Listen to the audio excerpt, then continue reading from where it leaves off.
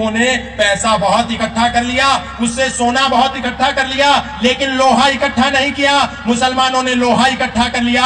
लोहे की लड़ाई कभी सोने से नहीं हो सकती। जब बाहर खड़े होंगे लोग हथियार लेकर के, तलवार लेकर के, बंदूक लेकर के, उस समय आपकी सोने की चैन काम नहीं आएगी, उस समय आपकी हाथों की सोने की अंगूठियां काम नहीं आएंगी, उस समय आपकी डायमंड की अंगूठियां काम नहीं आएंगी। उस समय यदि काम आएगा तो केवल और केवल हथियार काम आएगा, क्योंकि हथियार की लड़ाई हथियार से होती है, सोने के जेवरों से हथियार की लड़ाई नहीं होती। और बहुत से लोगों को लगता है अरे ऐसा कुछ भी नहीं होगा, ये कैसे हो सकता है। जिस समय भारत का हिस्सा था पंजाब, जिस समय भारत का हिस्सा था बांग्लादेश, उस समय बांग्लादेश और बंगाल के राजा शशांक थे।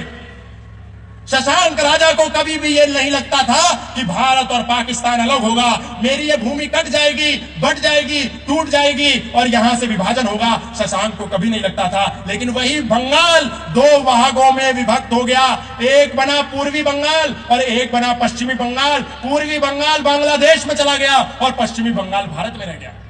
लेकिन राजा शशांक को कभी नहीं लगता था कि यहां पर हिंदू और मुसलमान का विवाद होगा, मुसलमान हम पर हमला करेंगे। उनके लिए भी वो सब भाई थे। लेकिन एक दिन आया जब भारत और पाकिस्तान अलग हुए तो बंगाल का एक अभिन्न अंग बांग्लादेश में चला गया और एक भारत में रह गया।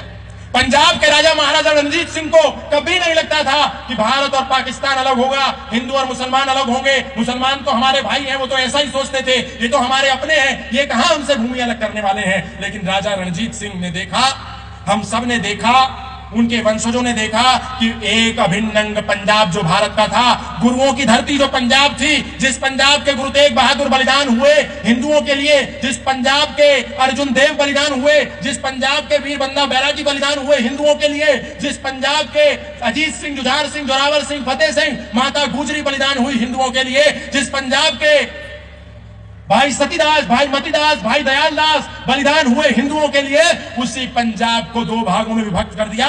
एक बना ईस्ट पंजाब और एक बना वेस्ट पंजाब। वेस्ट पंजाब पाकिस्तान में चला गया, ईस्ट पंजाब भारत में है। और उस पंजाब में आज एक भी गुरुद्वारा नहीं है, एक भी सिख नहीं है, एक भी हिंदू नहीं है, एक भी मंदिर नहीं है, और जो है वो अपनी अंतिम सांसें गिन रहे हैं। इस बात के लिए मैं कोई प्रमाण नहीं दूंगा, आप सब जानते हैं। उसी तरह भारत का एक अभिन्न अंग था कश्मीर।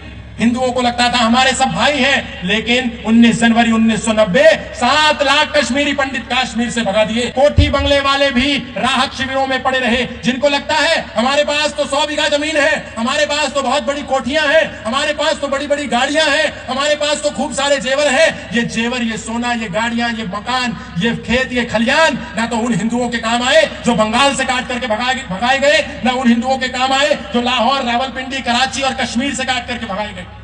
उनके काम नहीं आए। और हम सोचते हैं हमारा कुछ भी नहीं होगा।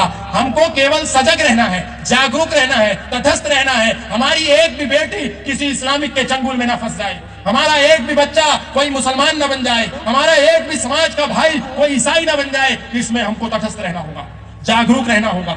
और हमको किसी पर अटैक नहीं करना, क्योंकि सनातन अटैक की बात नहीं करता, लेकिन डिफेंस करने के लिए हमें तत्पर रहना है, आत्मरक्षा करने के लिए तत्पर रहना है। उसी के लिए हमने कहा आप अपनी बच्चियों को, अपने बेटों को, अपनी बेटियों को, अपनी पोतियों को, अपने लड़कों को संपत्ति देते हैं, पैसा देते हैं, और छोटे छोटे बच्चे 1-1 लाख रुपए के मोबाइल लेकर के घूमते हैं अपनी पर्स में।